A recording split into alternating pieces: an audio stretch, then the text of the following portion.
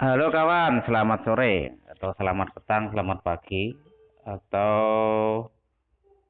Anda menggunakan atau selamat malam dimanapun Anda berada. Saat ini saya akan menggunakan tutorial trading forex, yaitu di mana kita bisa melihat harga di mana harga, apakah kita buy atau sell.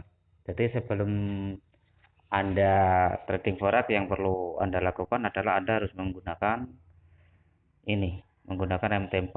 Jadi kita ubah dulu semuanya, kita mulai dari awal. Jadi bagaimana kita bisa menemukan suatu trend market. Jadi trend market itu kan sebenarnya terserah Anda menggunakan trend yang mana, apakah Anda seorang follow trend atau Anda juga seorang counter trend. Tapi kali ini saya akan membahas teknik di mana saya akan melakukan trading dengan menggunakan counter trend atau posisi melawan market. Ya, posisi melawan market. Nah, sebelum Anda menggunakan MT4 akan lebih baik Anda menggunakan Android. Android nggak apa-apa, terserah. Nah, yang perlu kita lakukan dalam trading forex itu adalah memanfaatkan MT4 di HP Anda supaya Anda itu bisa menemukan tren. Jadi tren. Nah, tren. Ini namanya kan tren market. Nah, market ini MT4 ini. Nah, ini kita harus bisa menemukan momen yang tepat untuk trading. Nah, setiap time frame ini, nah ini kan time frame, ini kan M1. Anda bisa ketik di atas. Nah, nah, time frame ini kan beda-beda, M1, M15, M15, M30, H1, H4, D1, W1, M. Nah, time frame seperti ini kan pasti beda-beda dalam trennya. Nah, jika Anda menggunakan M1 maka harganya akan di bawah. Misalkan kayak gini, harganya kan di bawah kan. Ya. Ini belum tentu ketika Anda menemukan bahwa harga di bawah ini di time frame lain di bawah, tidak perlu. Nah, ini misalkan Anda menggunakan M15.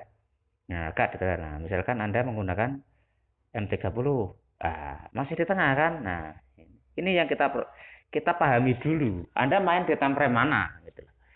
Jika Anda menggunakan M30 mungkin ketika Anda OP sebenarnya sudah telat misalkan, tapi kan saya udah untung gitu. Jika Anda menggunakan H4 misalkan kan H4, yuk masih masih jauh kan, turunnya masih jauh. Nah, jika Anda menggunakan D1, ya itu memang harganya masih di atas. Nah, jika Anda menggunakan weekly, yuk harganya masih di tengah, di tengah. Terus jika Anda menggunakan MN, ya harganya masih di tengah. Nah, pertanyaannya di sini, Anda main di time frame berapa? Ini dulu, ini kita dulu. Nah, kalau saya sendiri itu kan saya senangnya di time frame D1 misalkan. D1 harganya kayak gini. Berarti kan kemarin saya OP di harga tertinggi. Nah, lalu bagaimana menemukan harga tertinggi di suatu pair atau di suatu time frame? Ya Anda harus menggunakan taktik sederhana yaitu Anda harus menggunakan cara mudah seperti ini. Misalkan Anda perbesar dulu, ya kan? Nah, terus Anda perkecil dulu. Nah, kayak gini. Nah, kayak gini. Nah, berarti kayak gini. Nah, terus setelah diperkecil kayak gini, misalkan oke lah, Anda mencari di Euro AUD. Nah, di D1 misalkan. Ya, ini kan kita menggunakan time frame D1, maka Anda harus perbesar dulu, diperkecil dulu, ya kan, diperkecil dulu. Nah, terus Anda tinggal bagi menggunakan kayak gini. Garis tengah, ya kan. Nah, ini sebagai perbandingan. Nah, terus garis atas. Nah, ini atas sendiri kan. Nah, atas gini. Terus gini. Ya kan? Nah, kayak gini. Nah, jadi, Anda harus terus sesudah kayak gini kan Anda sudah menemukan titik atas, titik bawah. Nah, titik atas, titik bawah ini sangat-sangat perlu. Misalkan ini titik bawah dan titik atas.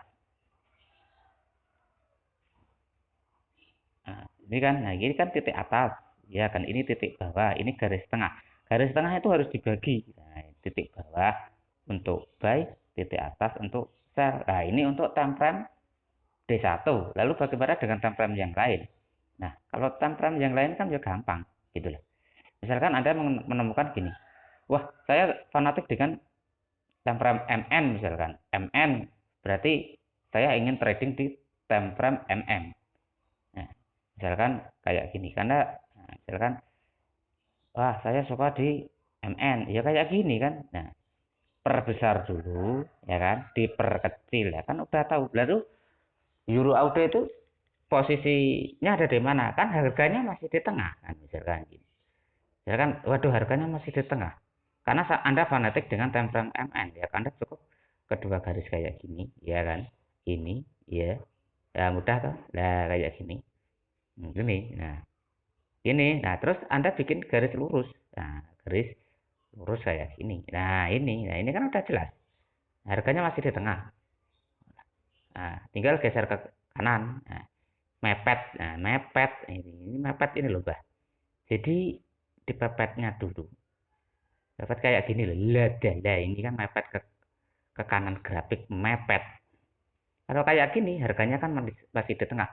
Waduh, kalau saya nggak MN itu kan nggak cocok. Karena kan saya dari dulu itu setengah MN. Ya, Anda tinggal cari dulu.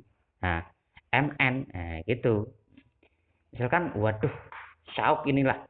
Kita lihat Sauk, harganya gimana. Nah, aduh, berarti Sauknya berarti kan ada di MN, berarti kan saya sell. Oke lah, kalau begitu tinggal garis kayak gini. Nah, berarti kan garisnya di atas, ya kan. Wah, terus garis tengah dibagi.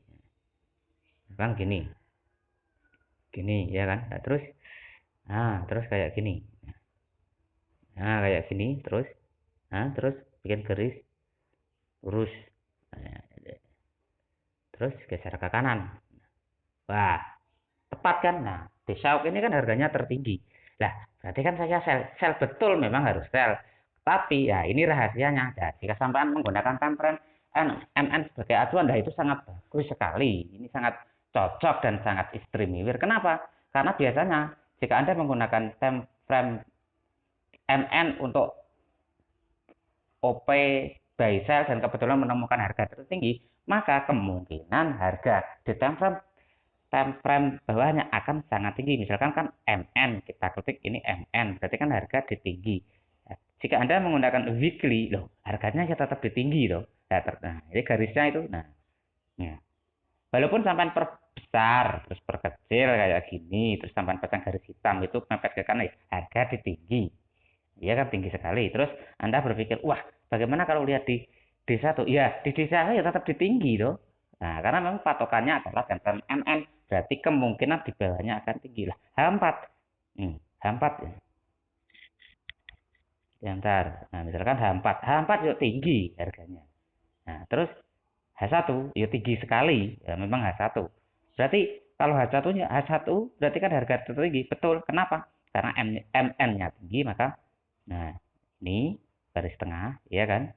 Nah, terus garis bawah, ya kan? Nah, ini. Nah, sampai perbesar maupun perkecil, ya kan? Nah, maka harganya tetap tinggi. Waduh, ya kan? Nah, kita hapus lagi. Nah, ya kan tinggi. Nah, kenapa? Patokan kita kan MN. Nah, terus Anda menggunakan misalkan M30, berarti M30 ya tetap tinggi. Nah, iya kan? Nah, patokannya kita, nah, ya kan? M15, yuk tinggi. Nah, M1, nah, tinggi. Nah, gini, itu cara, nah, itu yang paling bagus jika Anda mencari signal itu di MN. Ini sebagai patokan utama dari sebuah OP lah, kayak gini kan, kayak gini. Nah, lalu apakah kita harus mencari time frame MN? Oh, enggak perlu, itu kan cuma fanatik kan, itu kan fanatiknya sampean dalam enter OP. Nah, kalau saya akan mencari D1 lah, D1 misalkan, D1 kayak gini ya, gini ya. Wah, tertinggi tuh, makanya saya akan sell. Nah, contoh sepertinya kayak gini, misalkan audit JPY kayak gini kan, audit JPY lah, karena saya dengan time frame saya cocok dengan D1, maka saya gunakan D1 saja sebagai entry saya. Nah, karena fanatik kok, ya, namanya fanatik itu ya kayak apa toh. Nah, maka saya akan sell karena memang harganya tertinggi kayak gini, tinggian, nah, waduh ini tinggi, ini ya tinggi kayak gini, maka saya akan sell gitu loh karena memang walaupun saya perbesar ya ini karena saya perkecil. Lah kalau sampai tradingnya kayak gini misalkan kayak gini. Nah, kayak gini misalkan, waduh kayak gini terus sampai misalkan Anda cukup menggunakan balah beberapa candlestick ya, sampai akan bingung, Mbak. Ini kan mumet ndase. Kopla ini. Nah, karena Anda akan bingung lah. Iki piye bahaya atau sell. Tapi dengan memperkecil kayak gini, ya, maka Anda akan tahu. Oh, oh ternyata support dan resisten itu di D1 itu kan ternyata masih jauh. Itu kan ya. Misalkan Anda fanatik di misalkan pair lain misalkan. Nah, pair lain misalkan ya kayak gini. Nah, Anda fanatik di USD CPY tapi sampai mau OP dan sulit menemukan support dan resistennya. Nah, kayak gini. Ini agak sulit. Nah, tapi akan lebih baik jika Anda menemukan support dan resisten cukup digeser kayak gini. Digeser kayak gini, berikan garis lurus, ya kan garis lurus. Nah, terus Anda kasih ini garis datar, ini datar ini. Nah, terus garis bawah kayak gini ya geser ke kanan grafik maka akan Anda menemukan. Nah, ini karena ini kan kalau saya kayak gini ya nggak main, mbak tinggal ngopi ya karo tuh ingin dua bojone wong cocok gitu karo ngopi di warung. Nah, kayak gini kan jelas lah. Sekarang lihat OP saya misalkan USD NOK apa itu atau saya nggak perlu lah karena memang waduh lah ini kok belum di tengah kok sampean opo ya mbah lo nggak apa-apa yang penting kan nah kan garis tengah ini kan sudah sebagai patokannya bahwa harga sudah turun ke bawah. Nah terus kasih atas terus bawah kayak gini ini kayak gini. Nah ini terus kasih garis lurus. Nah kayak gini caranya kan lebih enak gitu geser ke kanan. Nih geser ke kanan, nah tahu gitu loh. Itu untuk D1. Tapi kalau sampean mau menggunakan time frame H4, H1, M30, M15, M5 silahkan. Enggak apa-apa. Fokus satu time frame gitu loh. Kalau sampean mau time frame mana, misalkan GBP AUD, misalkan. Nah, misalkan sana, waduh ini GBP AUD cocokin. Terus tapi kok saya kok pengen di H1. Piye iki bro? Nah, iki piye bro? Nah, H1 maka harganya masih di tengah, walaupun sampai berbesar sampai berkecil, maka nah ini ada garis putus-putus ini. Nah, ini digeser ke kanan maka Anda akan menemukan support dan resisten di sebuah time frame. Nah, tapi untuk support dan resistannya di market forex ya rahasianya di NN kayak gini. Nah, ini caranya. Waduh, lalu bagaimana waduh, kalau sudah kayak gini terus kepiye Mbah cara menempatkan stop loss dan take profit? Lah ini saya bingung. Nah, ini. Tapi saya sarankan ketika Anda menggunakan stop loss dan take profit, minimal Anda harus mencari di D1 dulu. Misalkan kayak gini. Waduh, misalkan kita temukan Euro JPY, Euro JPY para apa orang ngerti itulah ya. Jadi ketika Anda menemukan signal di D1 kayak gini nah, ya kan terus Anda bikin garis kayak gini kayak gini terus sampai taruh garis bawah kayak gini ya kan. Nah terus sampai tarik garis atas kayak gini, terus Anda menemukan signal di misalkan di D1 sampai menemukan harga kayak gini. Nah, terus Anda enter di H1 kayak gini. Lalu stop loss-nya dan take profit-nya di mana ya? Nah, itu take profit-nya biasanya kalau lebih cocoknya itu loh, cocok supaya take profit-nya adalah di sini. Nah, ini garis tengah, ingat garis tengah itu kan take profit-nya. Nah, misalkan Nah, ini kalau mau take profitnya kayak gini lah. Gini, ya gini.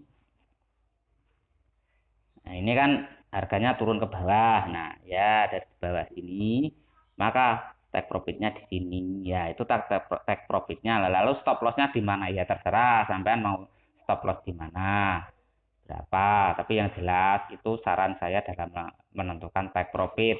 Tapi bukan berarti kemungkinannya berapa, terserah. Waduh, kalau begitu saya mau take profit 100 kali 100 ya jangan. Misalkan take profitnya itu adalah 120 pip. SR-nya adalah 100 pip. Artinya ada 20% take profit. Itu saran saya. Terus yang kedua, sebelum Anda trading forex, Anda harus menggunakan akun demo dulu. Nah, akun demo di mana Anda bisa latihan akun demo baru mikro mini. Nah, itu loh. Itu loh, Mbak. Nah, kalau kayak gini saya ya pakai akun demo real tapi nanti bisa di WD buat beli kopi gitu loh. Yang kedua, lot. Lotnya ini jangan diikuti. Lotnya kayak gini kan jangan diikuti gitu loh, Ke. Nah, lotnya adalah jika Anda punya modal 400 maka lotnya adalah 0,1. Kalau ini kebacut ini nggak perlu ditiru. Misalkan depositonya berapa? Misalkan kayak gini. Kita lihat dulu. Nah, ini depositnya berapa toh ini? Duh, ini deposito 400. Nah, sekarang untung 58, nah 500. Sebenarnya udah 100%. Nah, ini sebenarnya nggak perlu diikuti. Ini nggak perlu diikuti. Nah, lotnya adalah satu. Gunakan akun demo mini. Akun demo dulu, mikro, mini, standar. Tapi akan lebih baik dicoba di akun demo dulu supaya Anda bisa menekan, supaya Anda tidak rugi banyak gitu loh. Nah, caranya kan simpel seperti ini, tanpa cat, tanpa candlestick. Ya, tapi kalau sampai mau menggunakan, misalkan kayak gini, waduh saya itu kan sukanya indikator, Mbak. Indikator itu kepriwe. Saya kan kalau nggak ada indikator nggak iso, nggak ada radarnya gitu loh. Nah, gini, menurut saran saya adalah Anda harus, ini yang cara sederhananya adalah, nah ini caranya, Anda harus menggunakan indikator yang memang menurut saya paling istimewa, ya, cocok gitu. Pertama Anda harus menggunakan, nah, ini Anda pakai relative strike index dulu. Ya, adalah udah jadi itu lah. Sudah kayak gini, Anda cari indikator lain, jendela indikator satu itu sampean klik. Nah, masukkan Bollinger Band settingannya nul nul nul nul nul. Ya, terus cari dulu moving average. Gitu, moving average gimana tuh ya? Nggak ngerti ya. Ini settingan aja tetap 0 0 0 0. Nah, ini kan lebih jelas. Nah, kalau kayak gini, Anda hapus yang namanya relative strike index. Nah, udah jadi toh. Nah, kan genah atau harga sama indikatornya sinkron. Artinya kalau indikator sama harganya di atas, maka Anda bisa sell maupun buy gitu loh. Tapi ya saya sarankan minimal, minimal carilah signal di satu. Nah, ini kok nggak sinkron, Mbak? Ya sinkron sebenarnya, itu lihat. Nah, kayak gini harganya ya. Pasti saya yakin jika Anda menemukan H1, misalkan Anda menemukan signal di D1, maka time frame di bawahnya juga akan mengikuti gitu loh. Jika Anda menemukan di MN, maka W1, D1, H4, H1, M30, M15, M5, M1 atau M1 itu akan mengikuti gitu loh. Ya, makanya minimal carilah signal di D1. Stop loss-nya di mana ya terserah sampean, itu akun-akun sampean loh. Kalau saya nggak pakai stop loss ya nggak apa-apa, ya jangan diikuti ya, karena saya itu tradingnya kan swinger. Jadi waduh, kalau begitu itu sampean mau take profit di mana ini? Lah kemungkinan saya kan take profitnya di sini. Lah kalau sudah take profit nggak kena take profit gimana? Ya loss gitu. Nanti kalau akun kayak gini, ya misalkan, waduh kalau begitu sudah turun itu kok nggak di close ya? Ya nanti kalau memang harganya sudah sampai bawah ya saya tinggal kasih SL, SL-nya di garis merah itu. Nah, makanya disebut sebagai trailing stop atau SL plus. Maksudku ki SL plus ki opo aku juga ngerti loh, Lek. Nah, ini cara sederhana dalam menentukan forex. Yang perlu sampean lakukan adalah carilah signal di minimal di satu, ketemu Bigli yo, alhamdulillah. Kalau ketemu MN ya syukur ya. Nah ini aja. Nah, wah berarti wong itu kan masih di tengah kan, Mbah. Itu bagaimana? Yo nggak apa-apa, karena memang di desa tua tinggi ya saya. Ya, nah, ini kan, nah, itu kan tinggi. Ya, ini cara trading forex sederhana. Nah, saking sederhananya ya sangat sederhana ini, sangat sederhana. Nah, nggak perlu banyak indikator. Wong di MN itu genah kalau Mbah. Sampai perkecil udah genah. Nah, misalkan kayak gini loh, Anda, waduh saya itu mau yang mana ya itu bingung. Ya, misalkan, waduh, gitu bingung. Nah, jangan bingung, gitu loh. Nah, itu kan masih banyak pernya, gitu loh. Gitu. Nah, lah, terus, nah, dong pernya banyak, ya itu. Nah itu per kan banyak install semuanya. Ini diinstal semuanya, gitu loh. Nah, supaya sampai menemukan, gitu loh. Ya pertama, ya jangan bomplot, gunakan lot yang paling kecil, gunakan akun demo. Nah, video ini bukan holy grail. Nah, artinya ini kan cuma teknik sederhana atau biasanya kalau menemukan signal di D1, maka ya insya Allah di H4, H1, M30, M15, M5 itu kan ya biasanya kan ya mengikuti gitu loh. Ini tekniknya sederhana, tekniknya paling murah, mudah dipelajari menggunakan Android smartphone. Nah, lalu bagaimana dengan kalau pakai PC, Mbah? Oh, kalau PC sih sebenarnya ya bagus sih. Tapi saya akan lebih cocok dengan Android, di mana Android itu mobil. Anda bisa menggunakan Android dimanapun Anda berada, termasuk sampai bisa makan sama jalan-jalan sama anak kan bisa. Tapi kalau PC kan kelihatan besar. Tapi kalau tetap pakai PC nggak apa-apa. Ya signalnya ya tarik dari HP kayak gini. Nah, iya, kayak gini kan. Nah, misalkan kayak gini. Audio USB kayak gitu, kan. Nah, itu kan profit tapi yo gimana? Nah, itu sudah profit. Nah, itu cara yang paling sederhana dalam trading forex gitu loh. Anda bisa cari-cari yang lain. Kalau ketemu ya jangan. Sebelum ketemu di D1 ya jangan anu dulu gitu loh. Nah, misalkan kata USD SEC, apa USD SEC itu gak ngerti. Sebenarnya kalau kita mengenal pair-pair itu ya sebenarnya bagus, tapi saya nggak terlalu paham itu pair mana. Tapi yang bagi saya misalkan USD SEC itu yang perlu saya lakukan adalah ya saya akan bikin garis kayak gini ya kan ini terus terus saya garis bawah nah, bawah terus saya kayak gini garis bikin garis tegak kayak gini ya kan nah, garis tegak terus saya garis lurus kayak gini ya saya baik nah, baik lalu kita cari di H1 ya, ya kan waduh nanti mau nah sampai perbesar maupun perkecil berarti kan harganya sudah di bawah. Nah, rahasianya di time frame support dan resistennya itu ya kayak gini. Kayak gini diperbesar, diperkecil. Nah, saya katakan teknik ini bukan holy grail. Ini teknik biasa, cara mudah dalam menemukan entry. Kalau Anda nggak nemu ya nggak apa-apa. Tapi jika Anda menggunakan time frame H4 ke bawah kayak gini yo supaya menekan kerugian nggak banyak ya silakan Anda menggunakan stop loss dan take profit di mana Anda bisa menerima loss, di mana Anda bisa menerima profit. Gunakan uang dingin, uang yang sekiranya Anda loss, Anda nggak menyesal. Jangan pakai uang pinjaman, apalagi uang utangan. Pakailah akun demo dulu.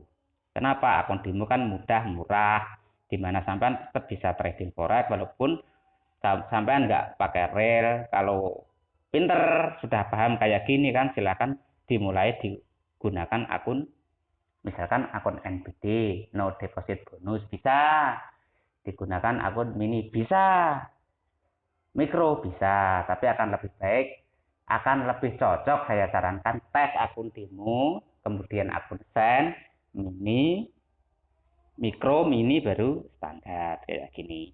Ini saja yang saya sampaikan dulu teknik sederhana di mana Dengan cara ini mudah-mudahan sampean tetap bisa trading forex gitu loh. Gitu.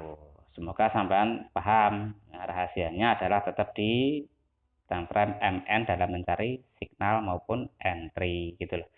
Kalau mau indikator ya silahkan, indikatornya kan banyak. Tapi saya menyarankan akan lebih baik sampean gunakan indikator yang agak mirip.